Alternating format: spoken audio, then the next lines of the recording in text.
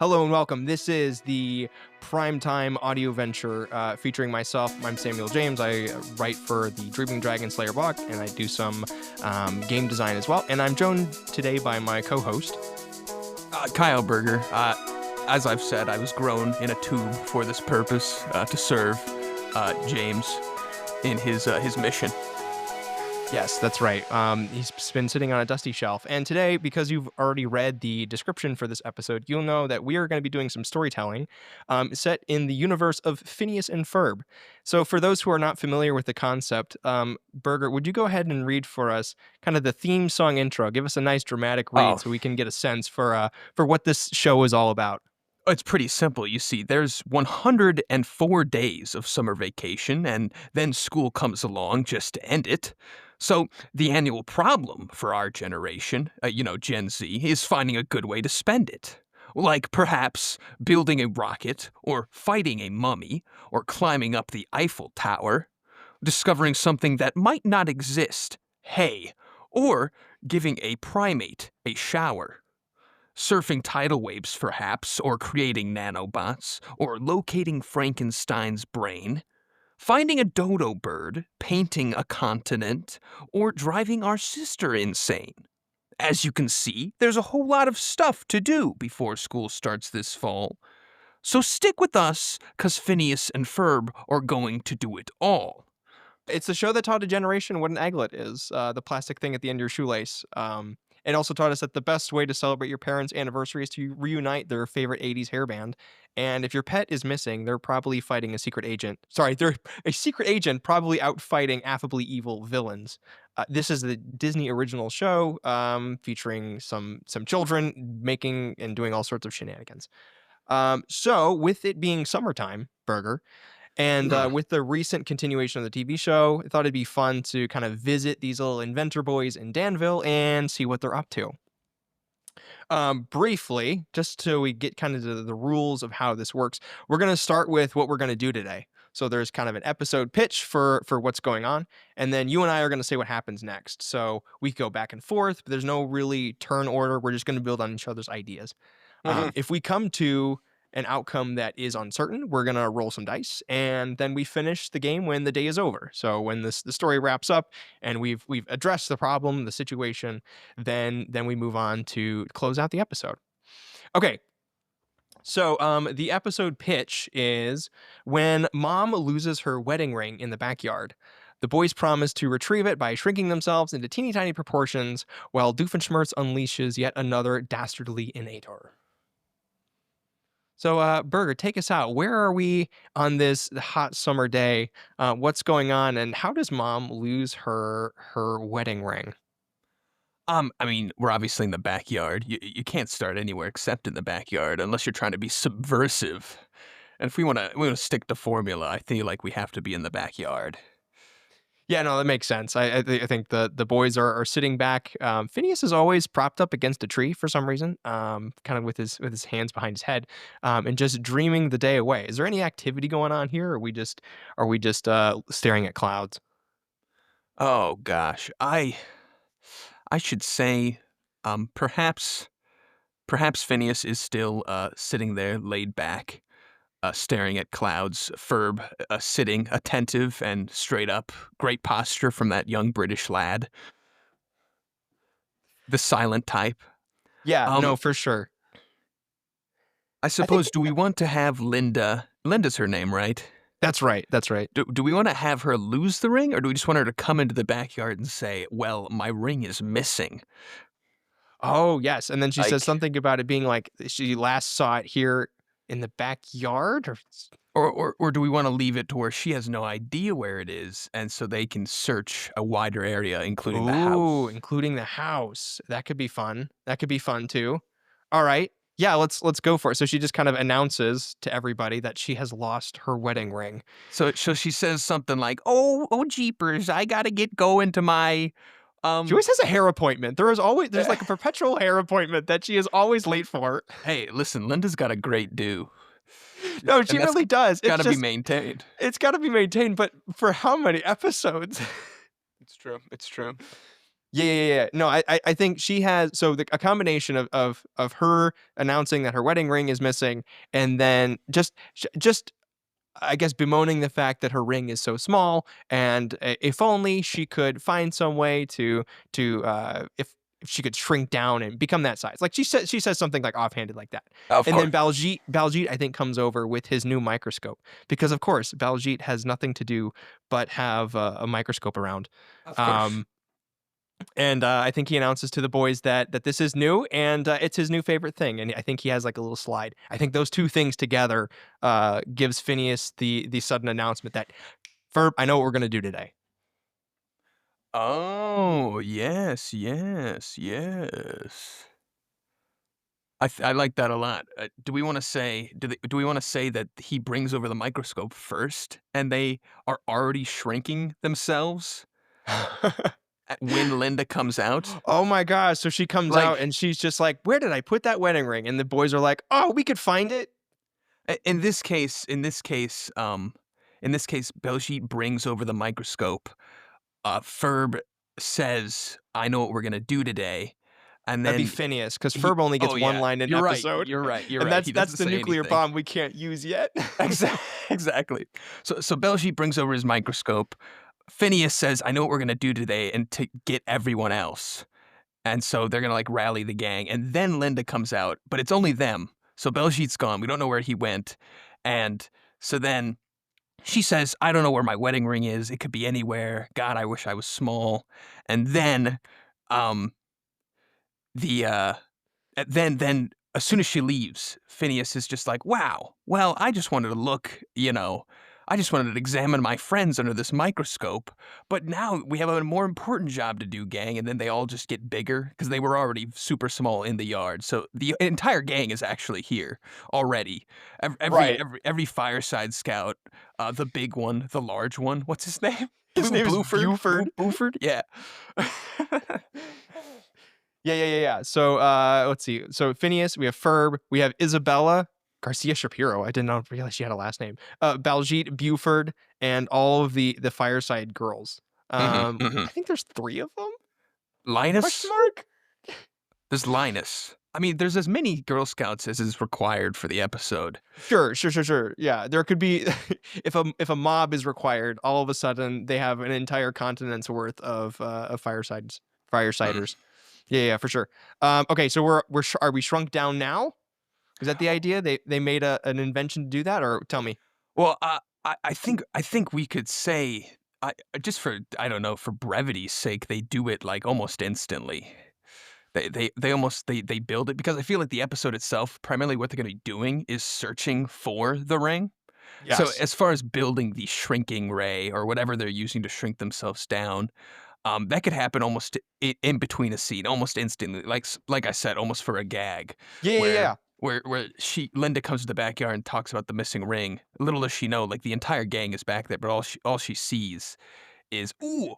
Or in fact, maybe she goes back there and she literally sees no one except for Perry sitting under the tree. But then she sort of just offhandedly mentions that her wedding ring is missing. Sure. And then she, of course, has some line like, "Oh, there's Perry," just because we're always asking where he is, and she's Of just she's course. just like reminding the audience, reminding everybody that they in fact do know where their pet is. They don't lose him all the time.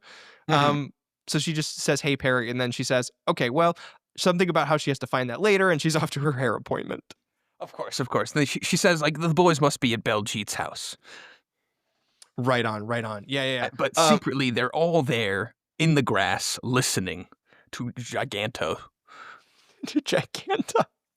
That's good. Let's see. I think Candace comes out and she's like looking around for the boys. Mm, Now, Burger, we yeah. have an interesting kind of fork in the road here. She Yep. could go off with to her mom's appointment when she realizes like the boys aren't around, or she could get really suspicious Uh-huh. and start going through and seeing if she can find them, like where they've disappeared to.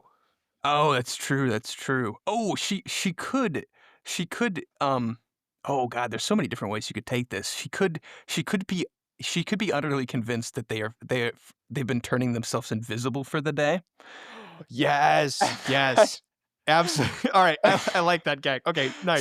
So because she becomes even more, paranoid, schizophrenic than usual. Right, you're right. So she's walking around the house. What would I do if I were invisible? And she starts holding out her hands in front of her and waving them, kind of like a crazy person, Mhm. and walking back and forth. Um, yeah. No, that should come back in a fun way. I yes. Okay, great. So yeah, she's convinced they've turned themselves invisible. That's fantastic. Um, and then maybe she says something like, did Perry turn himself invisible too? Because then she looks back and where has our platypus gone? But around the corner, pulling a lever that is disguised as a water, I don't know, a water pipe, right? Turn, goes down and becomes Agent P after a series of slides and slams into a leather chair Of with his course. fedora intact.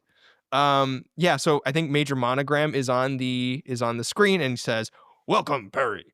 But then we need something. What is Doofenshmirtz up to? Because it's been left blank in the episode pitch. It's true. He has an inator, and it could be. I know this has happened a couple times in some episodes where they just say, "We don't know what Doofenshmirtz is up to, so get after him." It's that is true, that is true. Do we want to have him at the tower, or do we want him somewhere else? I feel like that's something that can be established here and Oh, now. it is also nice to set up Doofenshmirtz as on some sort of collision course with the Mhm. boys, because then as soon as things get really heated, they always manage to cross paths at just the perfect moment, and then everything is resolved. That's true. Um, so I imagine there could be something with like I have written down here giganticator, That's giganticinator. So I feel like those have a very easy perpendicular paths in which they could Mhm. collide. So maybe there's something like that where he is collecting. I mean, what would you collect in order to make Yeah, yourself gigantic? what raw resource would you use to power a Gigantinator, and Right. where would it be? Of course, just the most regenerative plant ever. Grass seed or Oh, that's true. It's true, he something could something that grows quite a bit, right? That would be required.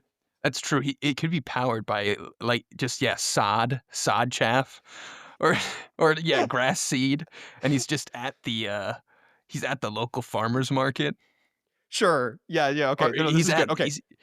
he's at the So garden section. yes, okay.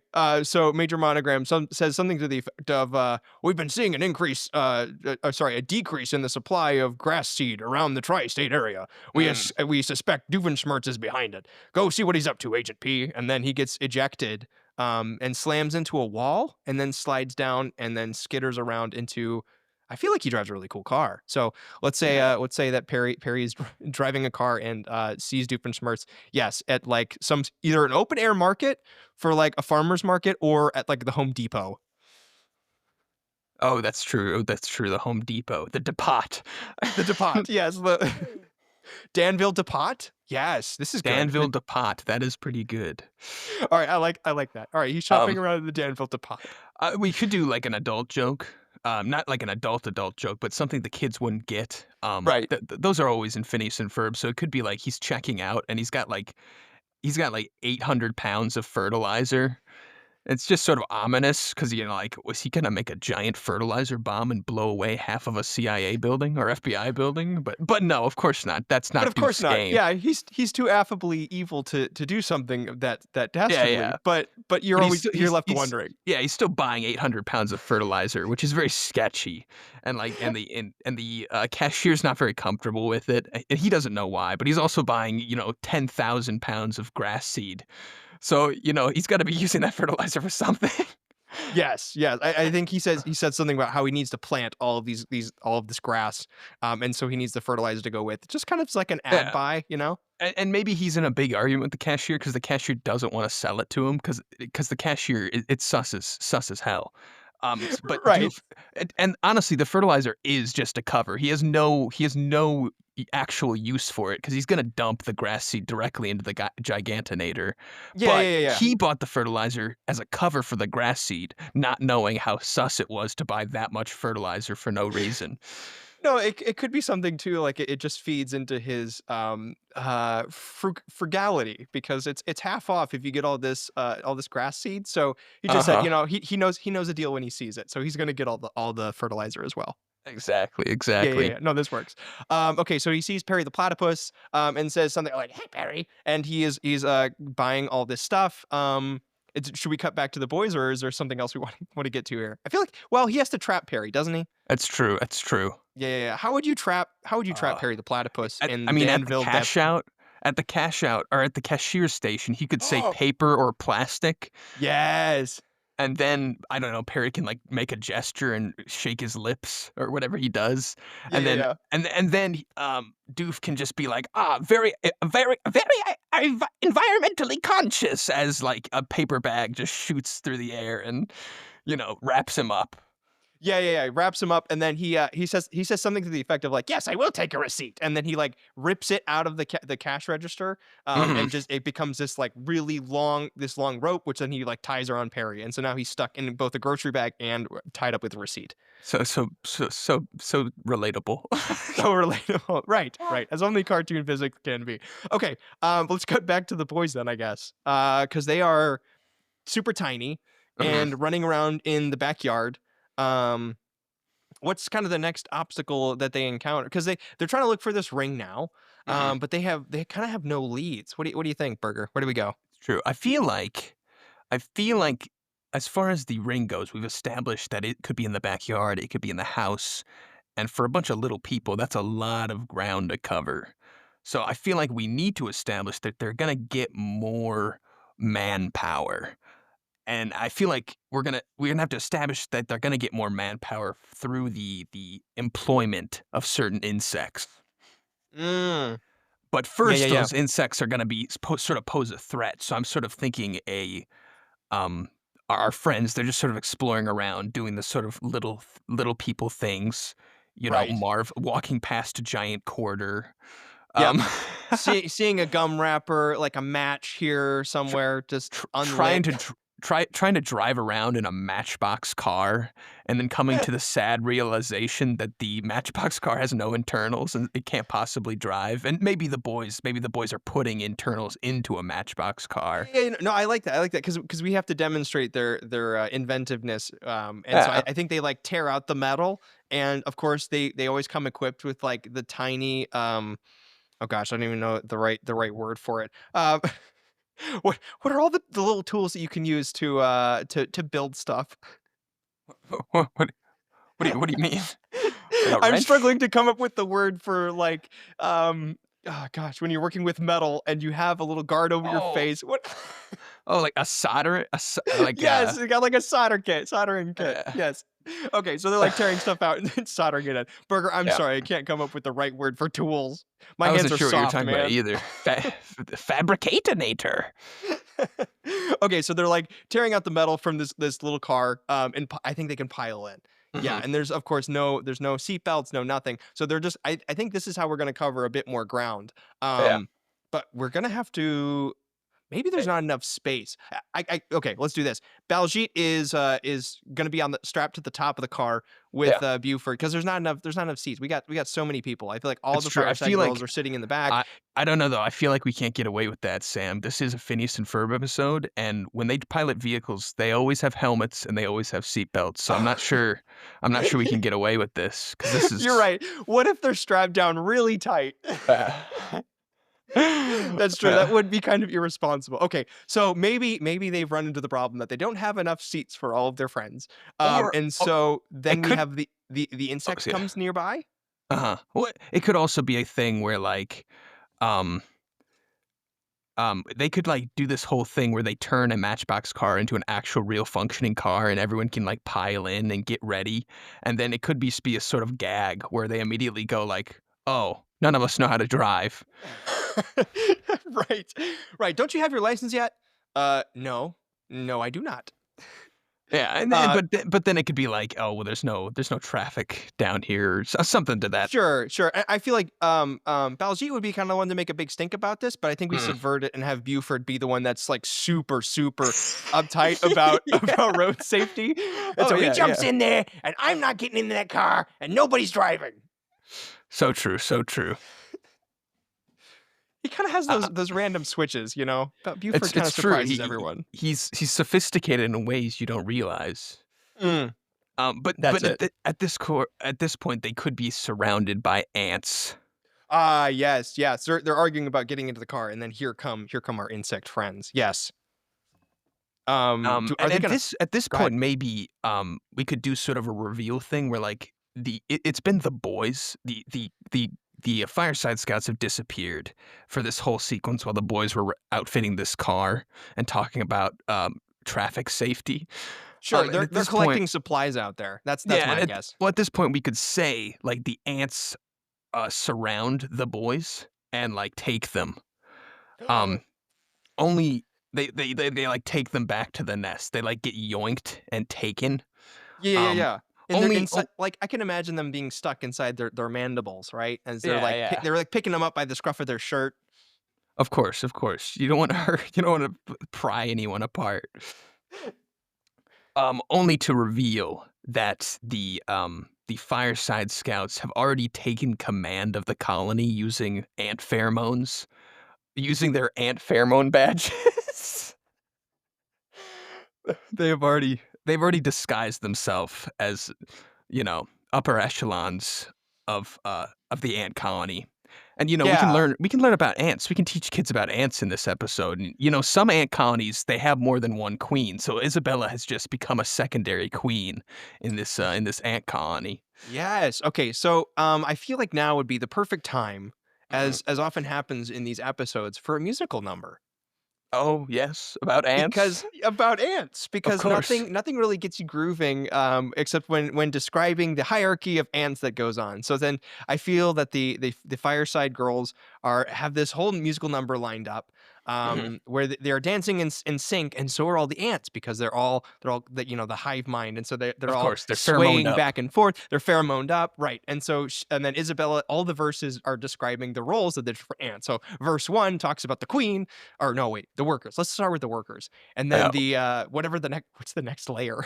oh, I guess it'd be majors, the ones with the big heads Yeah, and the yeah, yeah, yeah, bigger right. mandibles.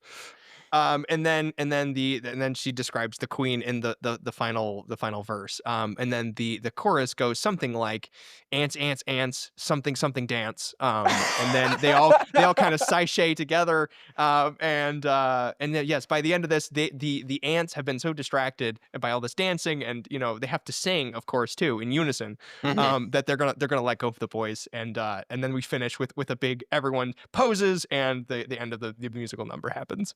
Yeah, and at this point, they can sort of be they've solved their locomotion issue by riding ants instead of driving cars, because driving cars without a license isn't right. But riding ants without a license, that's perfectly fine. The government Right. doesn't regulate that. No, and neither does Walt Disney. So, yeah, this seems perfectly acceptable. The only problem is, and we have to think about that. I think we can cut away from this, but the thing that we have to keep in mind is that we still have no leads of where this wedding ring is. But Oh, yeah, yeah. but Well, of listen, course. we said a musical number, so maybe that's okay. Uh-huh. Or Well, Burger. yeah. I was thinking maybe there's some way that they can catch a glimpse of where the ring is during the musical number. That's a good point. That's a good point. Like, oh, yeah, no, that's pretty good. So they at least know a direction. Really, it's no direction. Okay, so they're like dancing, and they Or see like a squirrel with the ring that is running away out of the house. that's true. Gasp! Or what do you got? Or they could, either that, or if we wanna stay on this idea of sniffing pheromones, they could set an ant on maybe their mother wears a very specific perfume. Yeah, there's like a So long maybe strand of her hair, of her very red hair that's on the ground, and they could use that. yeah, and they sort of use that to set the ants, like bloodhounds Like, towards. yes, the bloodhound ants. Okay, no, that's good. I think that's where we leave the boys because they're on the trail now. And that's certainly that speaks to their inventiveness and a little Uh-huh. less of the happenstance of a squirrel who just stole a wedding ring, which makes 0 sense. So let's go with that. Oh, plus now we can get inside the house, right? Yep, yep.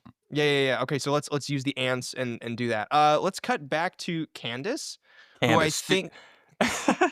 I What, sorry, think what are you saying? I was thinking Candace is still running around with like her arms in front of her, trying to feel out where the boys are, and then she Yeah. realizes they're actually shorter than her, so she has to like put them down at an angle to try and like feel where they are. I think that is when Jeremy, I forget his last name, Jeremy, the crush of Candace, Yeah. is walking around wondering what's she doing. Oh, yeah. And then she has to kind of explain, like, Burger, what's the thing that she would use? Why would she be doing this? And what's a reasonable explanation besides she's searching for her invisible brothers? Oh my gosh, wait, oh my gosh. Um, oh gosh, she could just be like, "Oh, Jeremy, nothing like summer cleaning, just cleaning out all these cobwebs." Sure. And then she's like picking up a stick and like poking around, like, where are you guys? And she like continues to do so. Okay. Yeah, no, this is good. This is good. I feel like she's just going to be embarrassed. And then she has to kind of pick because Jeremy is going to be going out doing something. And Mm. she has to pick whether or not she's going to continue busting the boys, or she could try and change his plans and keep him around, see if he can help with With the search. cobwebs. Right. Can't you help with the cobwebs? Because I think she always puts Jeremy on a spot where he has to like help or do something. And so now he's like, well, I was gonna go see this rock band, but Candace, I guess I could do this thing for you. I was gonna file my taxes today, but Oh, I guess I can help you with this little cobwebs project. and I feel like, do we want her to get on their trail? Because I'm sort of imagining, right? She's going to get something, Yes. and she's gonna go to mom, but we can't have Jeremy actually see it. So like maybe in this course of action, she accidentally smacks Jeremy in the face, or With or like the stick, she just kind of whacks him. yeah, like she gives him two massive purple black eyes. He just can't see anymore. What if she is looking around for these cobwebs, Uh but then huh. she like turns around behind her and she notices kind of a trail of ants doing kind of this conga line Oh. across the patio and into the house. Oh, So of then she's course. like, and then she's sweating again because now she's stuck knowing that the boys are right there. And she's got to really tell her mom really quick because when she finds out they've turned themselves teeny tiny, they are so busted. Of course, of course. Um, I don't know. Jeremy I can't. do like Jeremy running around with two black eyes, though. Gosh. This poor guy. This poor guy. How is he supposed to file his taxes now? He Exactly. can't see the computer Exactly. screen. He Okay, can't. that's good. That's good. We can leave that there and then Mhm. go back to Doof, who is now explaining back at Doofenshmirtz Evil Incorporated. Well, do we want to Um, have him like driving back downtown in traffic with all his like grocery bags in the yes. back Oh, of that's his so much car? better. And Perry Oh, yes. is, because Perry's wrapped in a grocery bag himself, and he's sitting amongst the groceries. Well, I don't think he would do that. He wouldn't do Perry that dirty. I feel like he's up in the driver's seat, but or not in the driver's seat, in the Oh, of passenger course. seat, but he's just stuck. And he's got his fedora on, and he's just he can't move. So Doofenshmirtz is going to explain a little bit about why he's doing this. Yeah. Also, Um, I'm not sure if we want to retroactively change the trap, but it would also be funny if when Doofenshmirtz actually bought all his stuff, he actually asked Perry to help him carry it to the car, and then when Perry got into the car, the seatbelt itself was the trap. But like I said, we sort of retroactively have already trapped him in a certain way. yeah. Maybe But we that would can also find a way for Perry to be useful to Doofenshmirtz, where he will just inconvenience him, and Perry will just acquiesce because they're rivals, but they're not enemies. yeah, Yeah, yeah, yeah. they're work friends. Yeah, let's keep that one in mind. I feel like he's now going to explain about his gigantic inator. Man, that's hard. Gigantic inator. There is something in his tragic backstory, of course, that has to relate to Him being small, I'm guessing? Um, Why or why why what reason would he have to have a gigantic inator? I suppose it could be something to do with him missing a baseball game. Maybe he wants to become gigantic just to stand outside of baseball stadiums and watch games for free. Watch games for free, but then also okay, yeah. I like that. I like that because he would like baseball for sure. But also there was a pop fly that came one time, and Mm. he was just too short to get the ball, and so it went over to the kid next to him, and he was just absolutely distraught. And of course, we're getting all this through like a black and white flashback Of of like course. ye old Germany. And Yeah. then he says something to the effect of like, "I'll never miss a pop fly again." And so now his big plan is to stand outside the baseball stadium and collect all of these pop flies as they come through, all the home runs, whatever. He's gonna swipe them all. Oh, yeah, just yoink him out of the air. Not even the That's pop right. flies, just every hit. He just every he just every scoops them up. right. And that way, no one else will take a pop fly from me again. Yeah, for sure. So dark, so twisted. So evil. I like it. Now do we have? Let's see. Is he gonna? He's gonna make the Giganticinator now, right? Well, I feel Get like he's already got it. It's just under a tarp back at his place. Okay. Yes. Okay. Great. So he's going in and he's gonna load it up. Is now when he inconveniences Perry to help him? Oh, I like suppose. like Perry's just stuck. And he releases his arm so he can Oh, at least hop oh, around or like it's a. or Oh, maybe God. maybe he oh gosh, maybe the Inator's, fueling mechanism is actually really narrow, so you actually have to load each grass seed one at a time, and he, like, accidentally dumps a bag.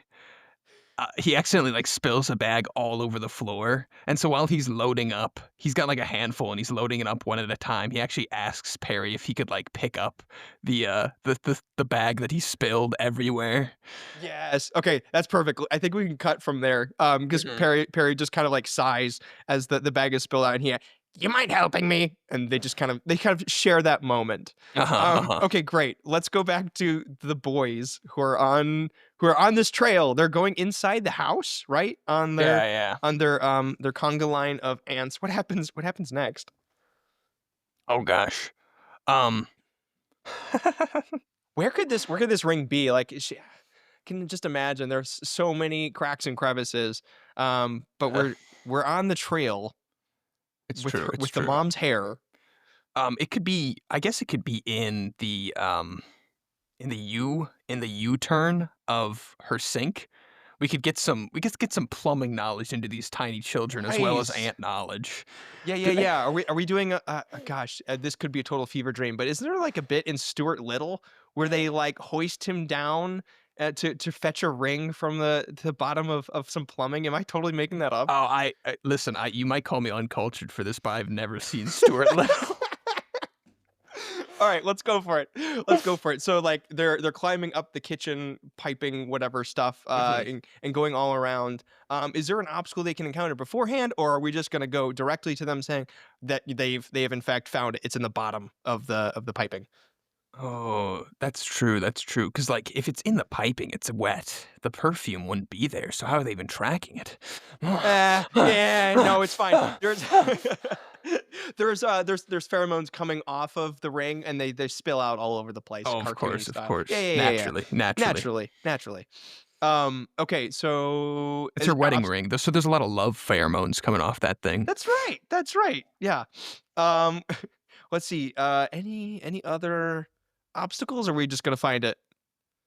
I mean, they could go I mean, basically, I mean, the U pipe of that sink could be, like, half full, so it could be a little bit of a scuba diving adventure. Oh, there we go. I like that. Tiny people in tiny scuba gear is very funny to me. They gotta make a mask or something too. Hmm. What if they have like really tiny? You know those coffee straws? Yeah. What if they use those as like their snorkels? That's very So good, that's very good. they gotta fit those on and somehow like curve them into their mouths as they take a dive. Yeah, and the pipe yeah it's clogged up back here and yeah the pipes kind of going. All right, sweet. So we're gonna lower I don't know, but Phineas and Ferb are gonna go down there, gonna grab something. Oh, yeah, go in there, it's, like, nasty, and there's a bunch of hair. Yeah, yeah, yeah, it's really, really, really quite gross. Okay, so they're gonna be going down, and then is there any other obstacles here? Um, I don't think so. I'm struggling to come up with anything that they could encounter that would really drive them to like, oh, the stakes are really high now. Uh, Um, unless somebody is messing with the gosh, what is that called? The disposal, the water disposal. oh, like dad is Ah, dad comes to do some dishes. or maybe yeah, yeah, it's in the sink and dad, yeah, comes to do some dishes and he starts dumping all sorts of stuff down there and the blades are Yeah. grinding. Yep, Turns yep, into a yep. real scary adventure. You know, Yeah, really dad scary. dad dad just comes in, he's like, "Oh, bother." Right, because his only defining trait is that he is British, in fact. Of course, Right, right, that's right. the only thing I So remember. so he's like scraping away at all these dishes and he's filling it up with water and Phineas and Ferb are now like spinning through and spinning around and they maybe the ring becomes dislodged and it comes up and now it's stuck in all of it's like a whirlpool of food bits and just grime and everything else and the wedding ring is also spinning and so now we kind of have this whirlpool situation going on. Yeah, and maybe it's even more high stakes because maybe before she left, mom said that she would hate for dad to find out that she had lost her wedding ring. So in this case, he knows something's in there, dislodging, and he maybe turns it off and goes to find the ring. But Phineas and Ferb know that they can't let Dad find the ring because There then we he'll go. know that Mom lost her ring. And not that he's actually a super chill guy and he would never actually care about that, but it would bother Mom. Sure, sure. I was gonna say Yeah. because I this we can't really have like kind of this wedge in the marriage because of this really No, no, tiny thing. no. Yeah, yeah, yeah. But Right. it's No. an overreaction to the thing. Yeah, yeah. I Yeah, get you. yeah. I think the other kids are parked on the outside. They're watching kind of this whirlpool action happen. Um, Somebody's got to jump in and help these guys because otherwise they just keep spinning around in this water and it's super hot, of course, too. Mhm. How are we gonna get our buds out of here? True. It's true. We got it's hot. The blades were spinning, now they're not. Now it's Dad's hand reaching in. Right, Who's right. Maybe if we made some sort of boat and could get Phineas and Ferb to safety via like if there's like maybe a sponge they push into the water. Yes, yes, yes. Or um they can go climb in Dad's ear and get him to, dig for some wax instead of digging around in the bottom of the sink to give them an opening to get out of there. Sure, sure. Okay, so maybe Buford and Baljeet are gonna be the ones to yell in the dad's ear to make him stop. Yeah, they just And then start whispering things and, dad thinks he's having a manic break. okay, that's great. So Buford's like, "All right, get on my shoulders," and they like start climbing up. It's kind of a Princess Bride scaling Yeah, yeah. cliffs of insanity. And Isabella and all the Fireside Girls then have I don't know piece of string, something, Well, a fork. maybe them and the ants are already holding on to Phineas and Ferb's lifeline. Yes, So yes, that's what I'm they getting at. gotta keep a hold of that, and they're the ones pulling them out once the hand gets cleared. Yes. Okay. Great. Great. Great. Okay. So they're trying to make sure that they're secured, and then Buford and Baljeet are climbing up, and they're right into the ear of Dad Fletcher. What do they say? Burger, tell me what they say to make him stop washing the dishes. No, no. Oh god. They could just whisper something like, oh gosh, they could just whisper something like, "Did you leave the oven on?" Or Gee, you really got to go to the bathroom now, don't you? Or something, something to that effect. Man, this is such a golden opportunity. I can feel it. yeah, yeah, because you don't wanna make it too, like, horrible. Right, there's not gonna be anything like, "I wonder if my kids are in that water." Oh, boy. Okay, so they gotta distract him somehow, and I just feel someone listening to this episode right now is yelling at us for how obvious something is of what they could say, and I'm trying to hear them right now. Yeah, okay, I think it's time to give Baljeet a turn. Oh, Baljeet yeah, yeah, has a kind of a moment because it's true. Buford did the climbing, so Baljeet's gotta think of something. what is our academic overachiever? Like, what would he think really needs addressing right now that he Oh could god. possibly get the dad to like go and check out? I mean, Buford. Honestly, we could do it. We could sort of like go with our own uh sort of imaginary block frustration. We could say Buford himself climbs up into the ear and thinks of something to say, and he can't think of anything, and Belgique keeps giving him suggestions about like, and you could Yes. say this or this, and then Buford's just like, no, that ain't right, that ain't good. Yeah, right, It right. has to be succinct, it I has need to to be go to the precise, bathroom. You it left has to something in be the oven. it has to be elegant. Uh, Yeah, yeah, yeah, yeah, yeah, and yeah. then Okay. maybe in his frustration, Belgique because maybe Belgique's dulcet tones, not dulcet tones, maybe his high pitched voice isn't like hit this being this small and having such a high pitched voice, he actually can't say anything. So Buford, with his lower octave, is the only one who can actually whisper sweet nothings into Dad's ear. So Right, so, right, so in his frustration, because Buford is refusing to say anything because it has to be something perfect, and he right, can't right. think of anything, much like ourselves. And Belshit is screaming 100 different things, but due to the high octave of his voice, it's more like a dog whistle, and Dad Fletcher can't hear it. So in this case, um, Baljeet just gets down and like bites the inner lobe of Dad Fletcher's ear. Oh, forget it. Just goes down, just takes a massive chomp of the dad's ear. Yeah, yeah, just Yep, just and that's takes a enough to bite. make him like Oh, reel back. Yeah, my by goodness. golly, my goodness! Yep, he goes spilling back. Belgique and Buford take the opportunity to jump off as fast as they can. Yeah, as this Um, pinky just comes screaming past them at 1,000 miles an hour. yes, As he, yep.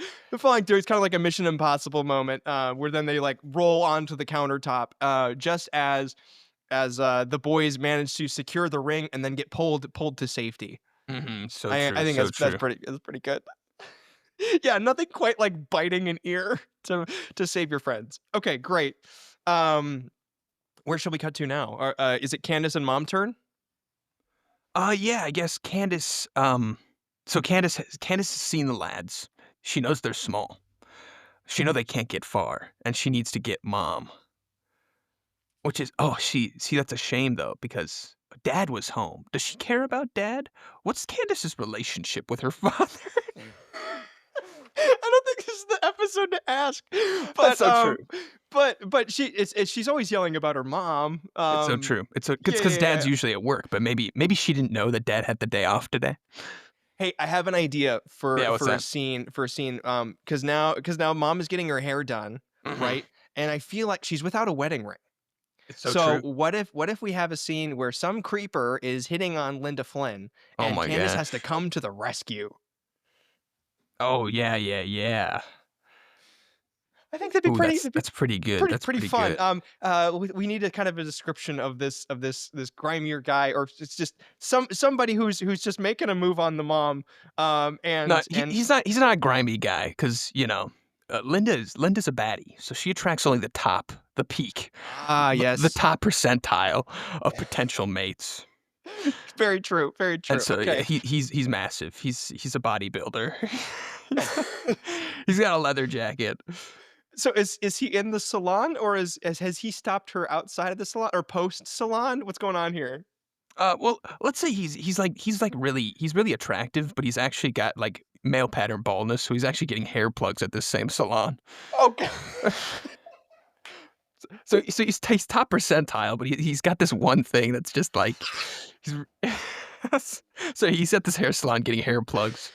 Yeah, right, right. And so he's asking about if she wants to go out sometime, and he's like interested, and he's like, I noticed you don't have a wedding ring, you know? And then yeah, uh, and then so we're just gonna say does she even register what's happening, or does her mere arrival and I screaming of mom sort of signal, oh, this person has kids? bingo.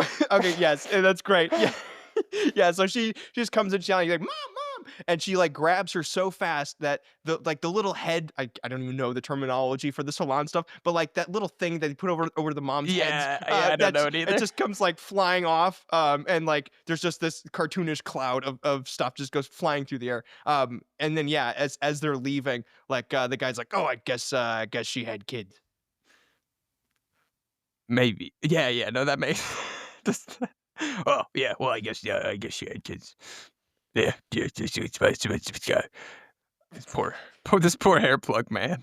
Poor hair plug man. Okay, so she's like, mom, mom, mom, mom, mom, and then of course, like the mom has to stop her and say, Candace, what's going on?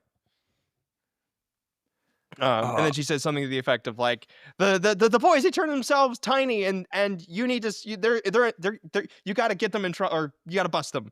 They're in trouble. of course, of course. And maybe she's rushing her out of the hair salon, like, really fast, even though she's not done doing her hair, like, she's still holding a Sure. mirror. She's still Yep. holding a mirror and sort of adjusting her hair, as she's being, like, pushed into the car. Yes, yeah, I know. Maybe Candace, like, took she took the whole seat that she was on, right? Like, Yeah, the yeah. hairdresser is like, she's just pushing that along. She's pushing that, like, on the sidewalk. Like, they're just running as fast as they can, and yes, the mom is, like, still adjusting their hair as they get closer to home. Yeah, they didn't even get in the car. She's pushing it across the Yes, sidewalk all the way exactly, home. all the way across town, because that's the only way I that you can get there fast enough. Of course, and maybe the hair, uh, are we saying her hair is cooking? Or her hair is out, but she's adjusting in a mirror? Yeah, adjusting it in a mirror. Maybe she runs into Jeremy too, because Jeremy is out there with those 2 black eyes, and she just, like, cartoonishly clash together, and, now, Jeremy is, like, holding on to the back of Candace as she's pushing this cart, and, and then he says something like along the lines of, like, "Oh, hi, Mrs. Flynn," and as they're, like, flying through, getting back home. That's pretty yeah, yeah, I But I guess he can't even tell what's going on, so maybe he's It's just true. blind. Yeah, yeah, yeah, yeah. Okay, Perry? That's true. So we have to get the Gigantinator firing off. Yeah, yeah, yeah, yeah. They're putting in the seeds one by one, right? Wasn't that the gag? Of course, Okay, yeah. That's why okay, it's so taking so long. it's taking forever. Perry is now out of his trap, and he is just he's helping. They're like talking, or sorry, Doofenshmirtz is just monologuing at Perry as they're putting in seed by seed. What happens next? Oh gosh, I guess you could power up the. I guess you could ask him. Um. Oh gosh, I guess you could ask Perry if he likes baseball, and then That's good. I don't know. He can rattle his lips, and then Doofenshmirtz can be like, "Oh, you're a lacrosse guy. I didn't take you for that." So That's something good. something That's ridiculous great. like that. I love it. I love it. Yeah, yeah, yeah. Perry's yes. Okay, great. And then everything's all fired up, and he's like, that he has to trap him again, right? Doesn't it? Because or is there kind of an understanding that as soon as this is done, Perry's gonna wrap himself back up in the trash bag? Oh, yeah, yeah, he totally could. He could just or he wraps himself back up into the trash bag and, like, ties himself off, and then but, like, as Doof goes to fire it, um, Perry, like, leaps, and he's still in the trash bag because he's polite like that, Yeah, and he just right. leaps in front of the, because Doof points the inator at himself to turn himself large so he can go scoops himself up, but so Perry just jumps in front of him and gets enlarged himself. That's good. Okay, so now Perry is super big. This doesn't seem like much of a fight now. Oh, no, not really. Perry's massive, it breaks him out of the of the oh Of the god. receipts in the bag. Okay, so then I think Doof says something like, "Hey, no fair," and then he pushes it so he himself becomes big, and now we have Mm. like Godzilla battle of the biggies going It's on so true, in the it's so true. background. In the background, of course, as we get another shot of Candace and Mom and Jeremy flying across the city, we get the Perry and Doofenshmirtz in the background, like fighting it out. Oh, yes, yes, yes. That's pretty good, that's pretty good. They're moving that way, but they're looking in the opposite In the direction. opposite direction, exactly. Yep. They can't see this giant fight going on. No, of Perfect. course not, and they wouldn't recognize Perry anyway because he has a hat on. He has a hat on. Yeah, That's yeah. not their platypus, that could be any other number of massive Be any platypuses. platypus. Right, for sure. Okay, so they're like fighting back and forth. And then they say, "Mom, mom, mom." It's like Candace, and they're running in and getting very close to where the boys are now. And Mhm. as they're going in, I think we're gonna have something with the gigantic inator. Gosh, Perry like hits it, and or somehow it gets bonked in the fight, right? And Uh-huh. one cartoonishly green ray flies across and zaps all the boys just as That's this is true. happening.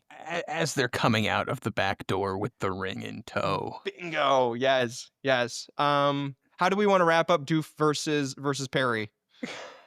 See, that's the thing, right? It's a problem because we've established that the boys have the shrinking mechanism, and so Perry and Doof don't actually have any way of getting smaller.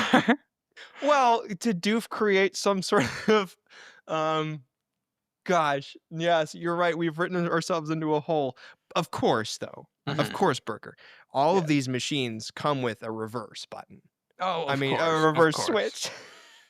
Naturally, naturally, and I guess Perry could take the inator, like a because I mean, he's big at this point, so he's holding it more like a handgun now than a Yes. massive machine, and he could Bingo. he could flip that switch like a safety with his thumb, and and then just shoot Doof. Okay, Doof's got to be doing something though, where getting shrunk at that moment would be so inopportune as to be just devastating. Oh gosh, that is true. Um, Because oh, this is the final blow, right? Everything's going to come undone for Perry, sorry for Doof. As like Doof is coming flying towards him, and then all of a sudden he is shrunk down. Um, we need some gag. We need to make this full circle. It needs to come back to baseball. okay, okay. Do we, oh gosh, do we, so he's flying towards Perry.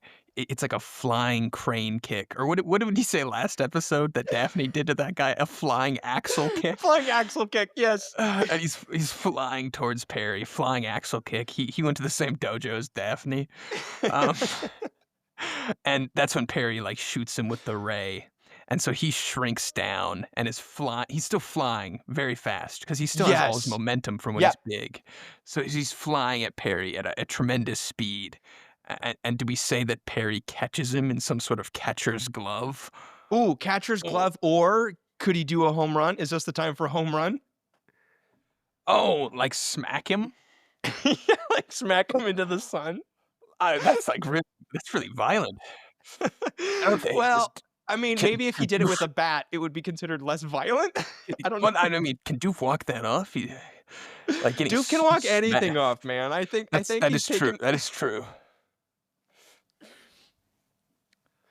I That's guess good.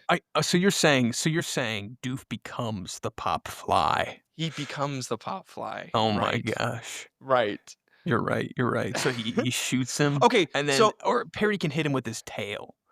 ooh, I like that. Okay, He so does have Perry a hits him. beaver tail. Yes, he hits him with the tail. He goes flying up, and then I think this is where we make it full circle, where he's coming straight down. Oh, so he's flying up, right? And he Uh-huh. says, "Curse you, Perry the Platypus!"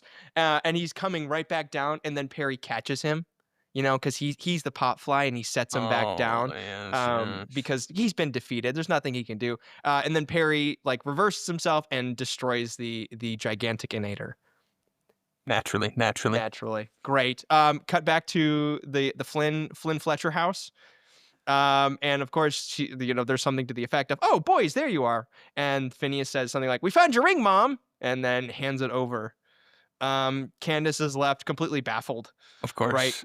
Of Is course. there anything that we missed? Any loose ends that could be tied up right now?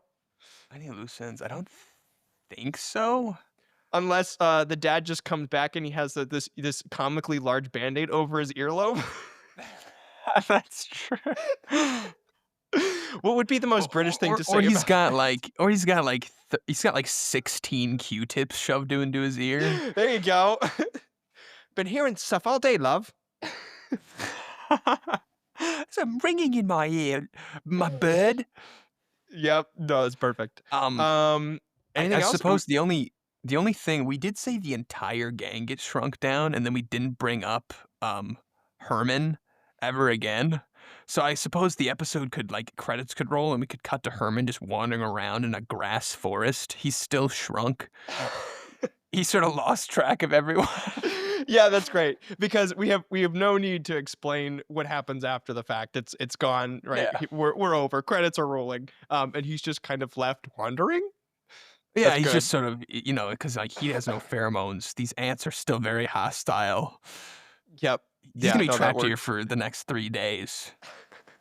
But, he's Herman, so he just rolls with the punches. Who is Herman, man?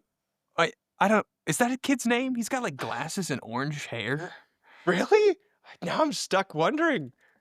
Did we leave? Oh, yeah, clickety clackety. Did we leave somebody behind out of this poor episode? No, no, no. No, sorry, Herman is the intern. No, Uh, Herman's the hedgehog. No. Who am I thinking of? I don't know, but we apparently left somebody behind. There's Herman the Hedgehog, Agent H, which he wouldn't be there. No, no, Is no. there's a child maybe? There's Irving. Irving is his name. Irving? Irving Du Bois. Yeah, he's one of the gang. Oh, he's one of the oh my gosh. Okay, this guy. All right. So See, for the see, you for don't the even folks at remember home, him. People right? forget him, and People and forget. that's what happened to him in this episode. That's the gag. Like Okay, you so saw for that the he was shrunk down in the first scene, but then you never see him again because he wasn't working on the car, he wasn't working with yes. the ants, and he's just been out there. He just sort of like wandered off and got lost. Yeah, just to cast an image for the folks listening. Yeah, so imagine just this tiny white kid with a blue t-shirt and sneakers, and he's got this really terrible haircut, this red hair, and these pink glasses, just huge. How dare Um, you say terrible haircut? He's a future army soldier. but he's apparently Phineas and Ferb's self-proclaimed biggest fan, which I'm just Yeah, learning about now. So that shows I'm not a true fan. big fan. Cannot be labeled as such.